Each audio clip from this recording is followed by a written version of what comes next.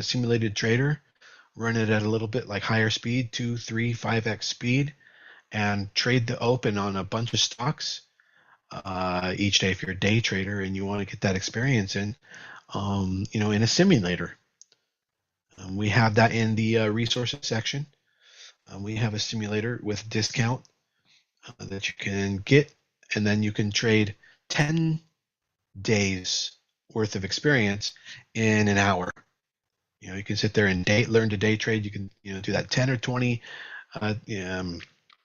day trades in an hour or two later at night. Maybe you have a day job and you just want to get good. You can do that for 3 months and you'll have 30 months of experience, 60 months of experience. In 3 months, you can get 5 years of experience with dedicated nightly practice on a replay simulator. All right, let's pull up the TikTok now. I believe we're live on the other platforms. Yes. All right. And we're going live on TikTok, and then we'll talk about the market for 1 second, because that's about all we've got. We got 4 minutes, 3.5 minutes before they open.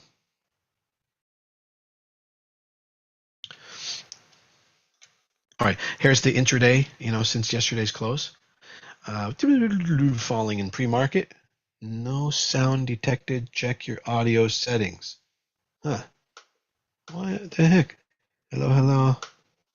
Let's see. Microphones. Well, yeah, you shouldn't be that. Microphone. I want the one that's built into the computer. Microphone array. I guess it's this one. Noise suppression? Sure. Down mix to mono. That'd be fine. Audio offset. Audio monitoring. All right, save.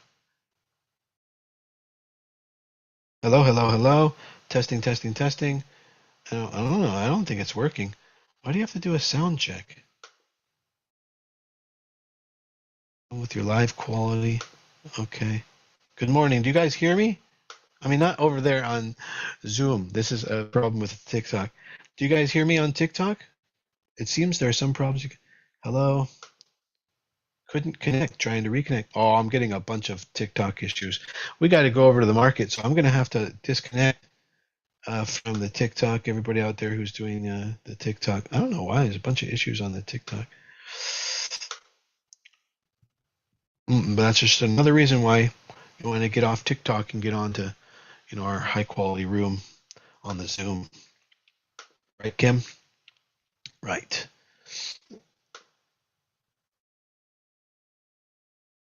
All right. See if I can make this computer shut down. There we go. Okay. So anyway, the market has faded overnight. 50% of the move, actually less than 50% of the move. I was trying to get puts at the close of the market yesterday, but couldn't, and I really needed to. Just to protect myself from this open like this, because you don't know if it's going to go red all day now and then be a bummer all day. But one thing I did expect is that no matter what, even if we had another update a day that went further, is that we're in a chop zone, and we've got CPI on Thursday and we've got PPI on Friday. And so up should be followed by down, or up should be followed by down, and then up, and then down, and then up. I mean, we're in a zone. We're in this chop zone. It's a pullback area, and we're going to be playing around in here, chopping around for a couple of days, if not the rest of January. But while it'll be interesting to see if CPI kicks something amazing off, that'd be interesting. But historically, what we've seen in election years in January is that we chop until the end of January. Then we have a big drop, and then we should buy that dip because February is the first of only 3 rallies that we expect this year. All right, I don't know if that gets you oriented on the day, but here we go. QQQs, the market. Going to open in about 20 seconds. And yeah, we had the biggest cap that's up right now is MTCH, Match. Is that Match.com? MTCH up 11%, a $11 billion company. Is that Match.com? Jesus Christ. They make so much money? The fuck? I'm gonna take a quick look at it. BitF signaling. Yeah, as I expected, right off the open. Oh no, I'm up $400 right off the open. Okay, good. But MTCH, let's take a quick look at that because it might be something to get in the 1 minute dip by a 1 minute breakout entry on. Okay, Match Group. I'm not sure if that's Match.com, but $11 billion valuation if it is. Tinder. Wow, they own Tinder and OkCupid, Hinge, Pairs, Plenty of Fish, Our Time, Meetic. They just dominate the whole dating market. That's insane. I had no idea. I'm married, I haven't been keeping tabs on that. I did use Match.com like fucking 15 years ago, but it's not how I found my wife. But it is how I met up with a ton of chicks. All right. So Match is actually pulling back off the open here, and no discrimination either, by the way, of all makes and creeds. Let's check out the market. How is this market handling this pullback?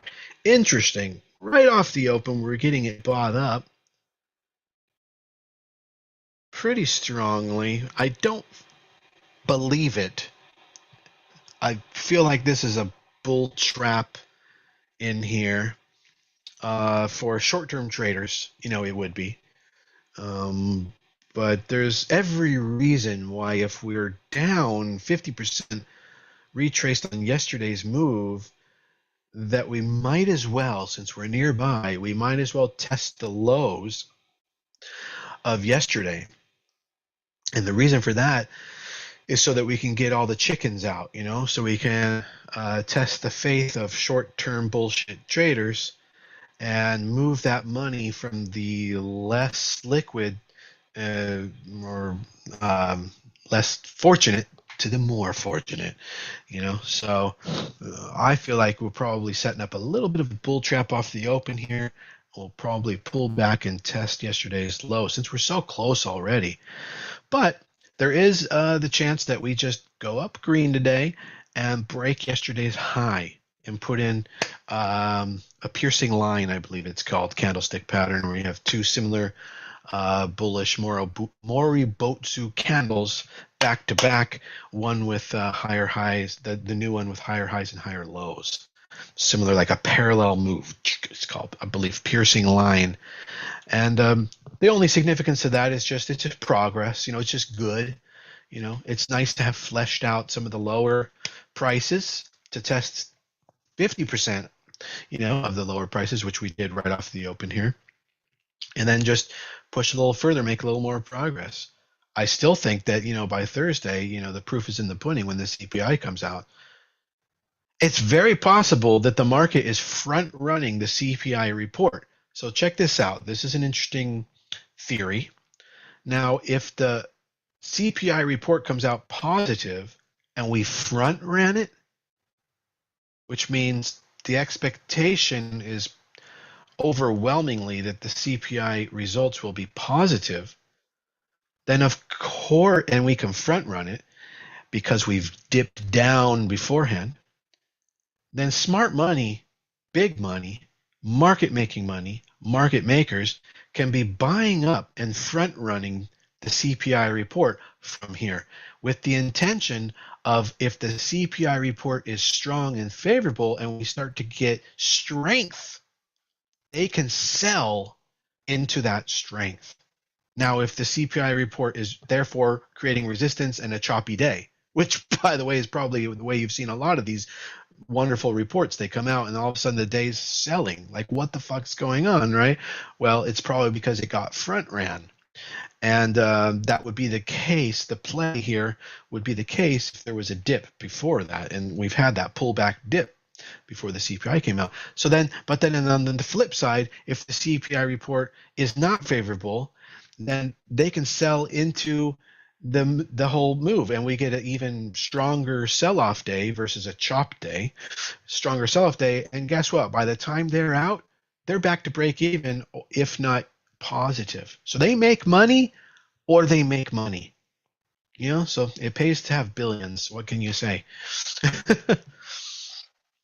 So that's just a little theory I have about how some of these plays go with big events and huge market makers. It just, I mean, if I thought of it, they thought of it, and they've got the billions to push around. They can, hey, let's do a little experiment, and they can make 1-2%, and if it works, then they're going to repeat it again, and they're going to double down the next time, and eventually it gets to where it's because I mean, you know, where I am in understanding, what all those Ivy League traders, Ivy League dudes on Wall Street are doing is, way lagging, way lagging. Um, spent many years to figure out the market. And by the way, uh, like I've said many times before, you could spend your whole lifetime learning about the market because there's so much in it: oil, gold, bonds, real estate, the markets, the entire global economy, markets, different countries, currencies, um, credit, debt, swaps, full, I mean, you name, you could spend options. You could spend a whole lifetime with options. You could spend your entire lifetime learning everything you could about the markets, everything you could, and you would not have enough years in your life to learn everything about the markets. So what does that tell you? It tells you be happy with just specializing. Just draw a box about what you want to master. Don't try and learn everything out there. Draw a box around what you need to master, and you'll do well. And what I would say is that one of the most important things that you don't realize is important that you need to master is macroeconomics. Well, I mean, number one, you need to understand supply and demand. Number one, I mean, that's foremost. That's the energy of the universe is that dictates the physics of our universe, so supply and demand. So from there, economics is everything. Like politics is economics. Because they're trying to obtain resources. Supply. So even power. Power is economics. Everything is economics, including the Big Bang and the creation of the universe, and everything is economics. And so, number one, you should understand supply and demand, and then economics, and then macroeconomics. Which would include like GDP. Economics would explain GDP to you domestically, but macroeconomics would put it into the big picture, the global understanding GDP on a global scale. That's what gives you GDP. So, and GDP is the productivity of man, how much wealth we can create, how much efficiency we can improve each year with the invention, um, innovation, in improving processes and efficiencies. That's what creates GDP, and GDP creates wealth, and there's natural inflation is 2.25% per year, which matches the average of GDP.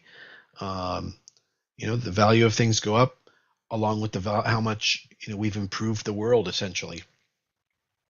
But yeah, of course, we can also cause a lot of domestic inflation through money printing, debt creation, and that can also artificially cause that. But in that sense, yeah, it's not matching GDP, and therefore it creates kind of deflation. Deflation is inflation, depends on how you're measuring it. Anyway, you want to focus on macroeconomics. It's something that a lot of traders don't realize they need to know, and the reason is because you need to know: are we in a bull market cycle with business, or are we in a bear market cycle with business? And that can only be figured out, on a big scale. And that way, if the market is pulling back, whether or not that's a pullback or we've hit a top and we've turned around and now we're in a bear market. You should be able to know the difference. You can't see it. You can't necessarily know the difference by seeing it. Well, you can after maybe 3 months, because then price will fall below the 200 moving average, and that will be quite the signal. But if you don't want to be behind, you should understand the bigger picture. Bigger picture is so huge. It tells you whether or not to trade every day. It tells you where to put your money. I don't remember my original point, but there you go. That's, you know, make sure you learn macro. Oh, by the way, for everybody who's watching, the best book on that is the Bible, Mastering the Market Cycle by Howard Marks. That's the one.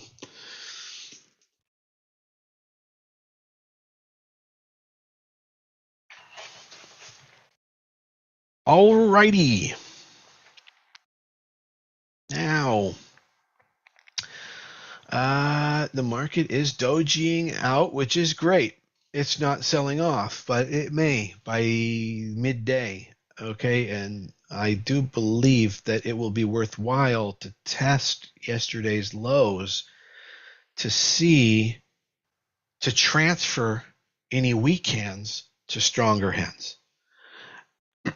So I think it's in the cards today that we retrace all the way to the lows. It's in the cards, it's in the forecasts, it's out there. But that doesn't necessarily mean it has to happen. Today could be a green day all day to trap more weak hand traders into thinking, that this is a great, rally we're kicking off, which maybe it will. Okay, but then, when we get back to pulling back, probably those weak hands will have to get out, cry for mercy, and push those shares over to stronger hands who can weather small oscillations like that, and take things forward for a profit like you couldn't, like weak hands can't. Oh, Justin said, I bought that book the last time you mentioned it. Took a while to get started. One chapter in. It's a pretty good read. Yeah. Yeah. You read things once. Probably it's the same thing with the Bible, but you read things once like that, and you get every word the first time you read it is raw, and it doesn't come with reflected understanding. It goes in, right? The second time you read it, something like that is so important. So that's one of those books that probably should be read twice, but one book that you absolutely have to read twice is this one, How to Make Money in Stocks by William O'Neill. You got to read that twice in order to actually understand the points. I don't know of a good analogy, but there's just so many mechanics mentioned that the first time you read it, you understand the mechanics, but you don't understand why. Like, this guy came up with the insight of a mechanical element to the system, and so the first time through you learn that mechanical insight, and he tries to explain it and everything, but at the speed in which you're taking things in, the best you can do is write down, okay, so I get the rule, I understand to do such and such. But when you read it the second time, you start to understand a little bit more why, especially because the mechanical things that are mentioned later cause you to later are the reason why they exist later inform the why of something earlier. So I think there's better ways to teach things sometimes, where you can get somebody to understand something, comprehend it by sort of prefacing it. A lot of books don't have that knack for teaching, and you have to read them twice. Well, this is one that if you read it twice, you know everything about trading, pretty trading, swing trading, growth stocks, and yet you still need to practice make perfect. But until you've read this twice, you don't know everything about swing trading. Not once, twice. You got to read this twice in order to know everything about swing trading. There's the first half of this book. It looks thick, right? But the first half of this book, the first half is hundreds of charts annotated with arrows as to exactly why, when, the volume, the economic event, with the market above it. Every chart is two charts, is the market and the stock times hundreds for the first half of this book. And you don't read that first, obviously. So you start at the beginning of after all the charts. See, again, that's sort of backwards. And then you read through that. Then maybe you look at the charts, or simultaneously to your reading, you look at those charts, and then you read it again. And then when you go through those charts, that second, after having read through it a second time, a lot of eureka moments will happen for you.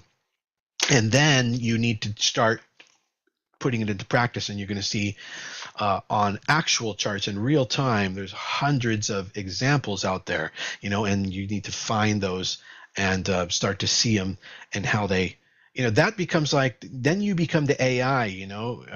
How is this chart, which is completely different than the other chart, not completely different? How is it somehow similar, right? Let me show you guys something really quick. I'll give you 5 quick examples. I'm not sure what, but I'm not sure which ones will be perfect, but here we go. Watch. Look at Ashley. Look at me. Look at these charts. I'm going to pull up on this page here. Okay, bottom left of my screen. This is the first example, TGTX. Ready? See if you can start to notice something similar about these charts. Ready? I'm going to go through charts. Like, watch. Boom. Okay. Absorb that. Just look at it. Absorb that. What's there? I don't know. But memorize it. Doesn't matter. Imprint it in your mind. Okay, now watch this. Here's another one. AHG. Okay. Not that one. There is something there, but okay, look at this one. Okay, there's something going on there. Memorize it. Imprint it on your mind. It's a very similar thing as that other chart. How about this one?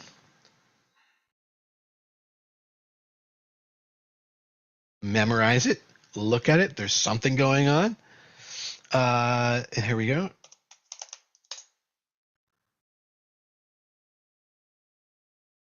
Okay, we've done 5 examples now. You should be starting to see something. Something should start to, similarities should start, a good AI might start correlating and start picking some things out here. Here's another one. This one probably was a little bit earlier. All right. And so you just, hundreds of charts. These are all amazing. These are all incredible charts. And you might not know why, but there's something similar going on in all of them. It's not just that they're going up. I'm talking about they have very similar signatures going on. There's a bunch of stuff happening in each chart that's happening in all the charts. Look at that one, QB. Look at it. What does that look like? QB. Can anybody in the next 60 seconds tell me which chart I previously had up that looked just like QB? Maybe you've memorized the names of some of these tickers. Maybe you memorize it. Which one was it? I know, because I guess I'm thinking about this stuff real hard. You might not be as focused, but let's see if anybody in the next, say, 20 seconds can tell me which one looks pretty much damn near like QB here. 16, 15, 14, 13, 12. The answer is coming. Who can get it? 5, 4, 3, 2, 1, and all right. TGTX, the first one I had up. Look at the similarities. Stair-stepping, breaking over the 200, catalyst day, over a pivot, bottom reversing, running, big move, 200% move. Now we go back to QB. Now look at it. Oh, the high volume, by the way, high volume on the whole move, higher volume than ever before on the whole move. Those are virtually identical, as far as the way you need to be able to interpret and understand charts. Look, here's a bunch more. Okay, GoDaddy.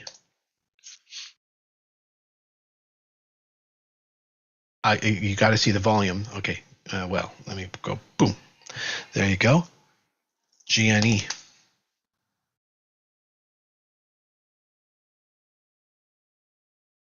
Are you seeing it yet? Who thinks they're seeing the similarities yet? Big move, higher volume, stair stepping, something different going on. It was flat before, or downtrending. That's GNE. This could just go on CBay. Enta. They're stair stepping and full on run. Oh, this is a great one. Enta. You can really see it broke out of the lows with, this is just beginning. This one, Enta. Study the charts. It's there. Study the books. It's in there. Match up what you learn from the books with what's actually happening, and you'll be halfway there. Then you just got to keep doing that until you finally are basically on the ball. You'd be a trader who's on the ball. So the market is dropping back to the open, which is not that bad. It's a doji. Look here. It's a doji. I think, if we slide back, that's going to cause panic on weak hands and dumb money. If we slide back to yesterday's open, it'll look like a panic, but it's going to probably all come from weak hands and dumb money. Doesn't necessarily mean anything. We could move around all day today inside of yesterday's candle, and it doesn't change yesterday's candle. Some of you may be new here, you haven't heard that.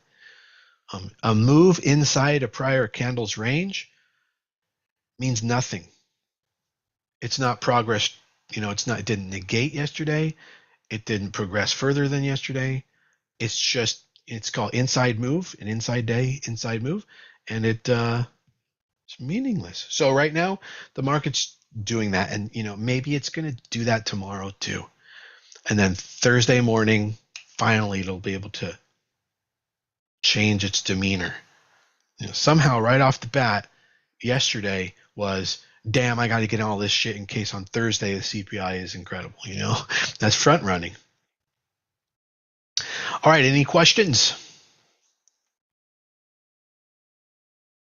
We are 23 minutes into the market open, and we had 30 minutes of market prep, so we're about an hour into our morning market orientation. And I could show you some things that are hot. Let's see, W is up 5% off of the open. Wayfair, okay, but that's not really a signal, but it's interesting.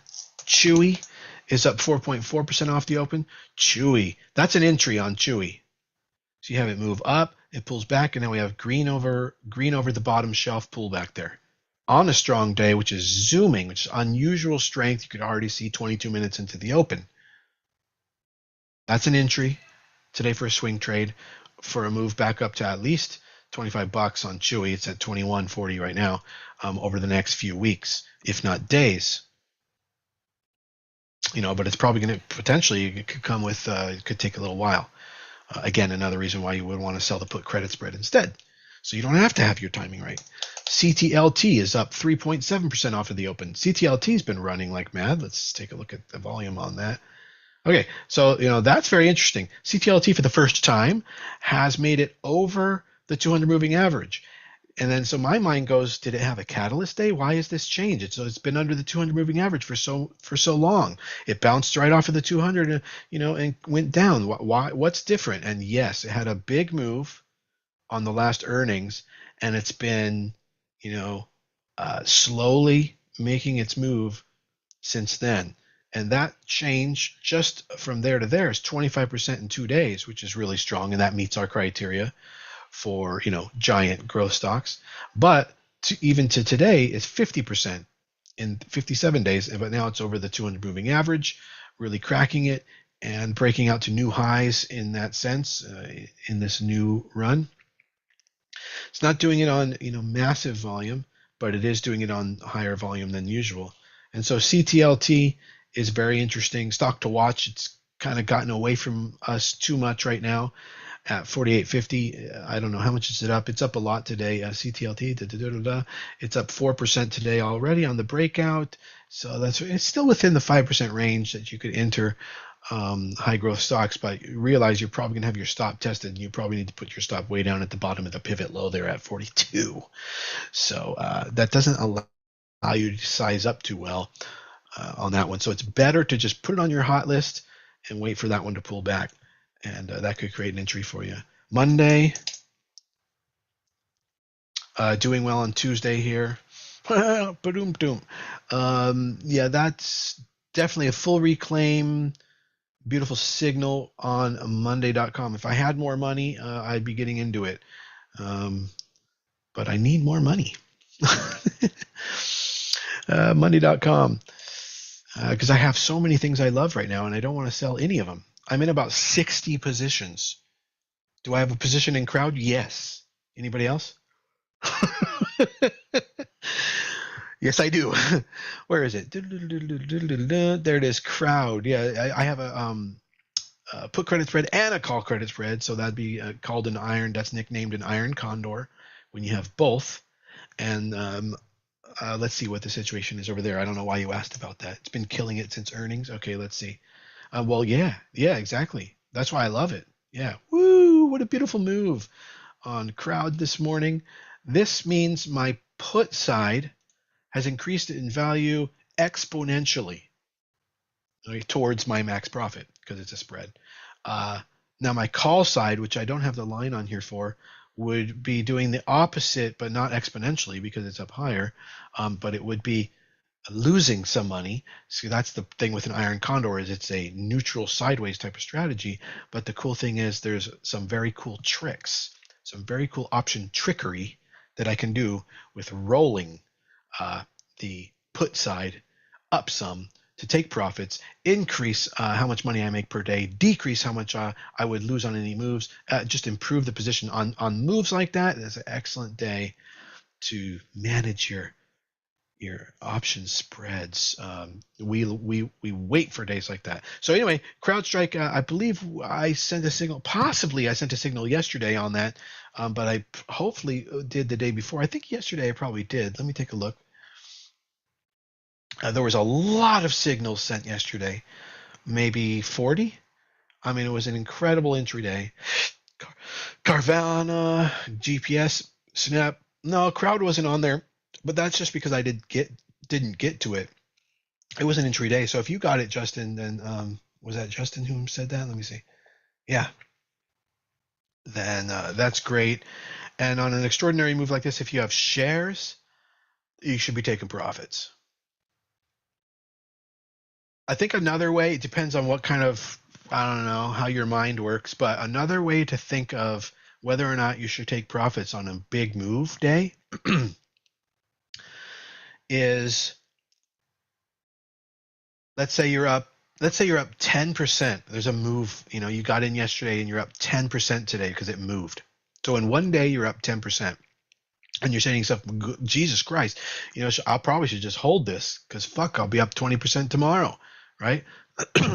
Okay, so what you got to do is say to yourself, okay, if I sell today, I'll have secured 10% in one day performance, which when you annualize it is like a billion % return per year on your portfolio.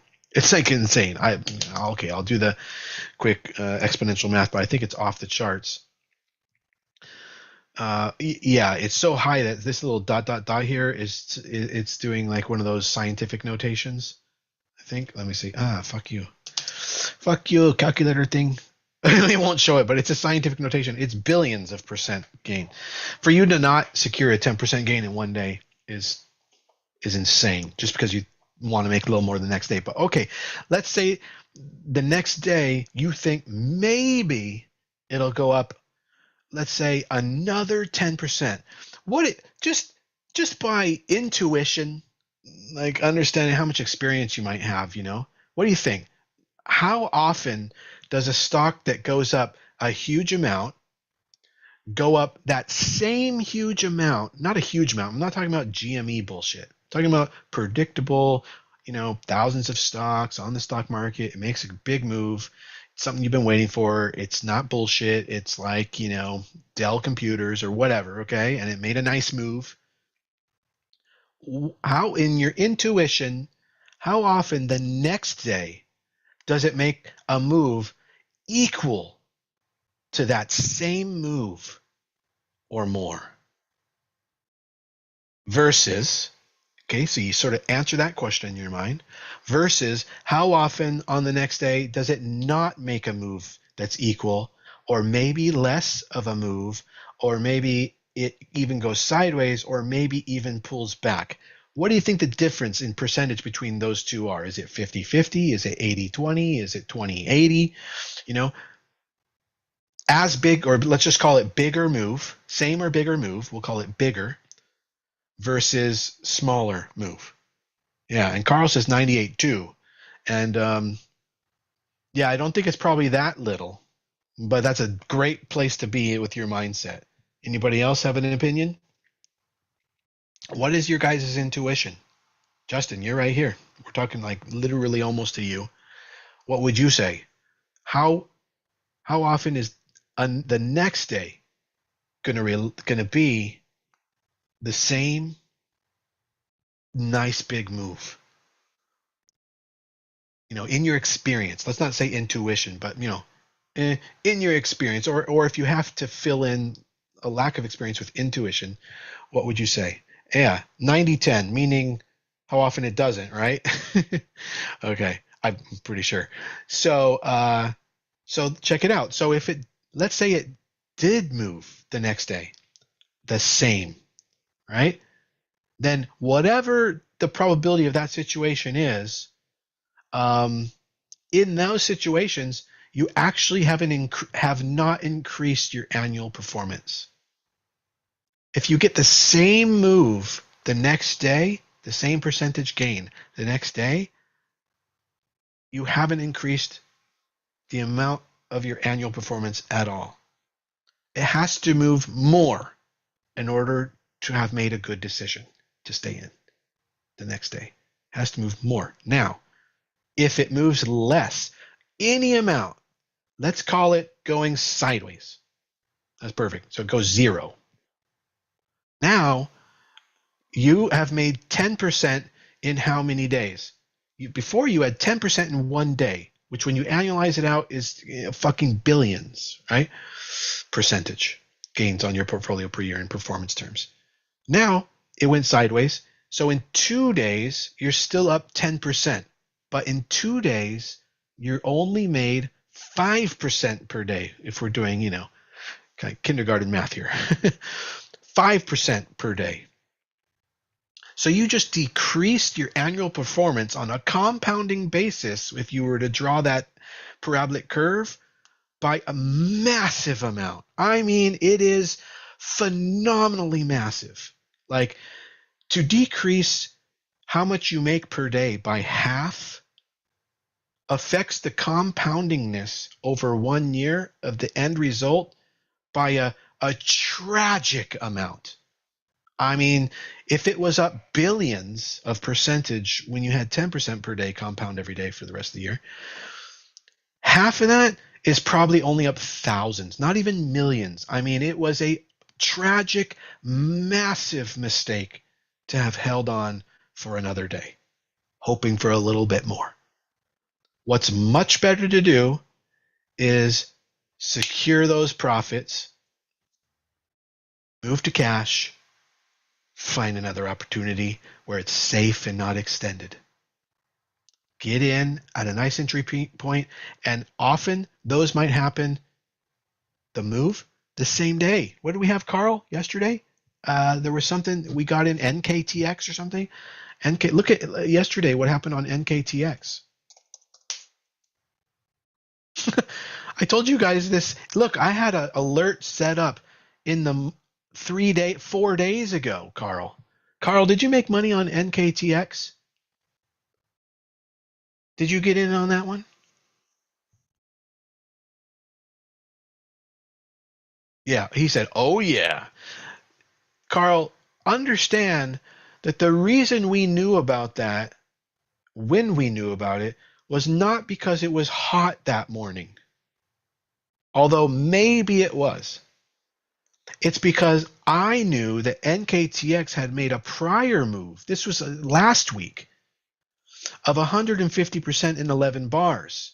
It went on our hot list, and then when it pulled back, it it almost made an entry. It almost created an entry on pullback that I wanted because it was made such an incredible move, and we wanted an entry on the next run.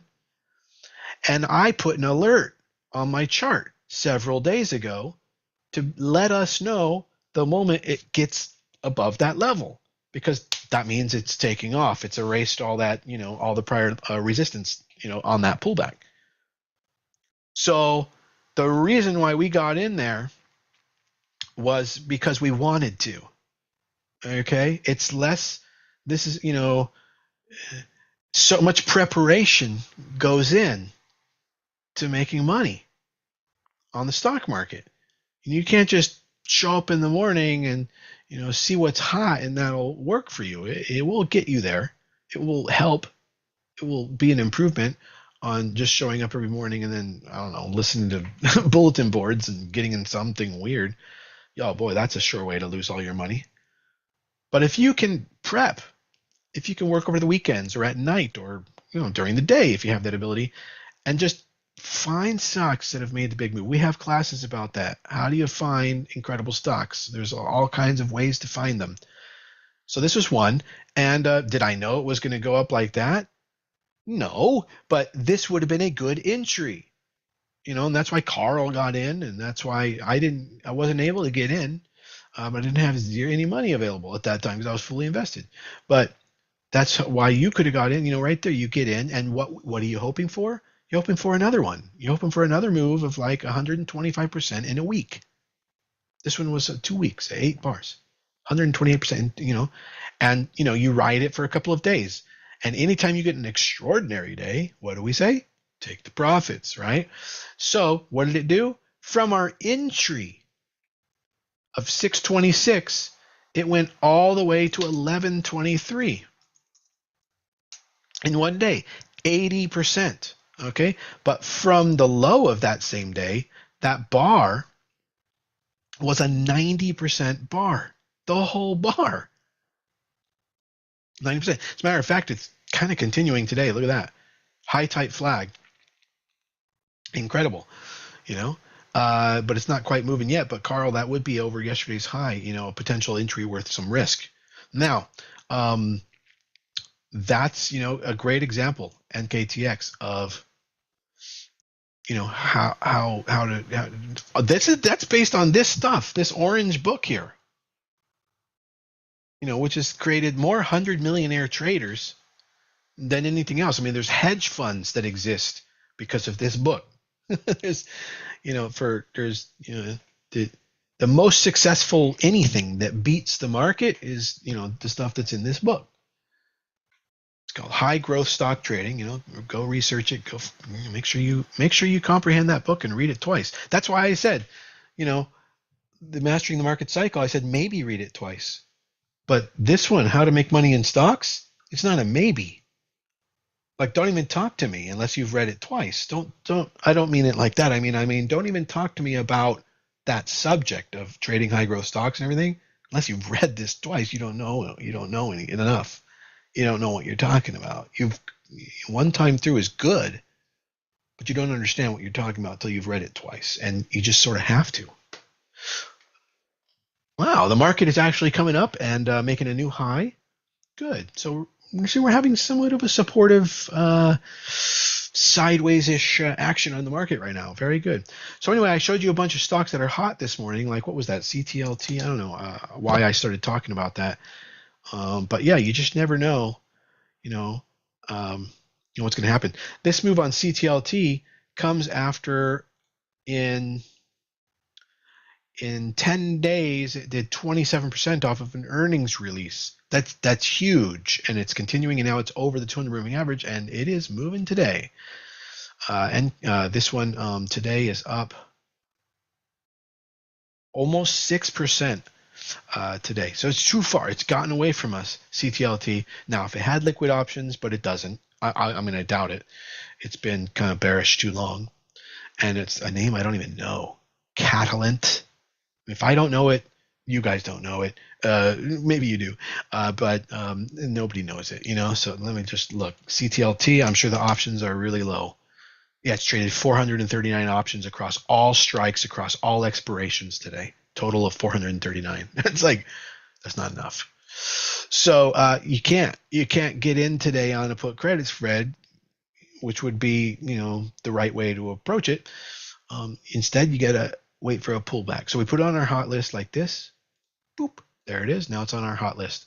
And we'll know and be able to monitor when it pulls back. One of the things you could do preemptively is, and I'll do here,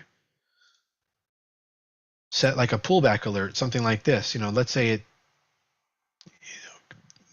pulls, it gets up there, but then peters out and starts pulling back. I'm just guessing here. I'm probably correct, right? It's just experience, guys.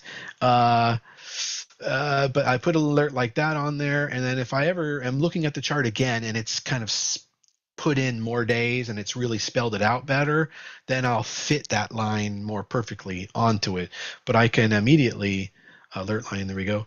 I can immediately just put that on there, and in case it pulls back and starts curving up, I can get some kind of a pullback entry alert, even at this time. I want to know, when this CTLT, creates a pullback entry again. But by the way, there's just, hundreds of stocks doing that every day in a bull market. Not every day, but on good days. That this market is even sideways means that some stocks are doing really good because, the market is an average. However, remember what I said, the market is like the weather. It's sort of like you can't, I guess you could, it's because I live by the ocean, this came to mind, but if you're going to have a boat race, right, and you had a bunch of boats to choose from instead of stallions or like a racehorse or whatever, if you had a boat race, a bunch of boats to choose from, and you were betting on, which one was going to be the winner, if there's a hurricane, they might not even have the race. Like, that is a very phenomenally deep and profound statement right there. You don't understand how much the market affects how much you're trading. So the boats don't go out if the weather is bad. And if the weather is mediocre, good luck figuring out which one's going to be a winner. But if somebody's flying, and it's a super yacht or some shit, yeah, you can put your money on it, right? Because something moving in a storm is incredible strength. Something weathering the storm is incredible strength. But it could be a better idea not to get in, because the next day that boat might have sank.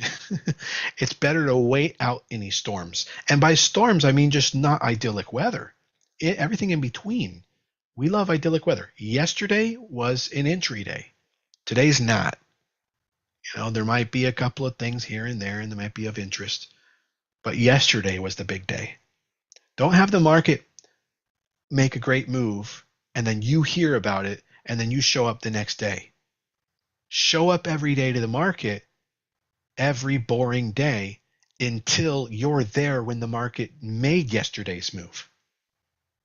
Be there when the market makes the move. Don't come the next day or a week later after a big, huge run and everybody's telling their mother, like, wow, you've got to be in stocks. That's too late. You're at the beginning of the move, or don't get in. Get in at the beginning of the move, or don't get in at all. All right, you guys, let's move back into the group. Everything looking good today, actually. Nice supportive action from the market. Love it. And CrowdStrike going insane. Justin, you got shares or put credit spread? I got the put credit spread. Well, I got both. I can tell you how much the put credit spread is up. Like, for example, Okay, right now I could buy it back and close it out for 50 cents. And when I bought it, the expected gain was $1.48. Okay, and now I can buy it back for 50 cents, and it's a short. So that means I'm up 67% of max profit on that put credit spread. 67%, which is fantastic because it's way more. I only put it on like 25% of the expiration ago. So if I'm at 66% gain, I just accelerated my profits, which were already something like 25% return on capital in just a month. And I accelerated that by like 3x. So that's like 100% return on capital in a month. Oh, yeah, that's cool, man. And that's the way to go. A good pick, by the way, Justin. How did you get into that CrowdStrike? You were just watching it? When did you get in? That's another thing. When did you get in? That's important. Hopefully yesterday. But if there were I guess another potential day could have been Reclaim on January 3rd, 3 days before earnings. Oh, way back when. You actually got in before earnings with expectation that things could go really well. Okay, so you've been in for about a month and a half. All right, have you been taking some profits at really extreme points? At this point, how much of your position is left? Like right now, as we've gapped open and are flying from the original 3 day before earnings. Probably you sold a little bit on the earnings days. Hopefully you sold a little bit on the earnings pop day. Yes, I got out before end of the year and got back in yesterday. Oh, great. Okay. Let's see.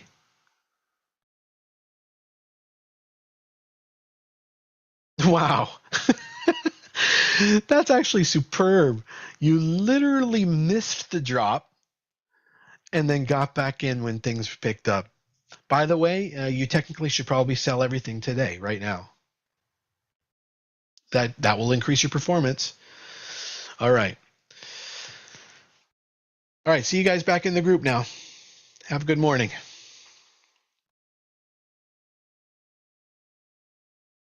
And then recycle, repeat, rinse and repeat, compound, get into something else that's going to move. Now it's moved. Time to take profits.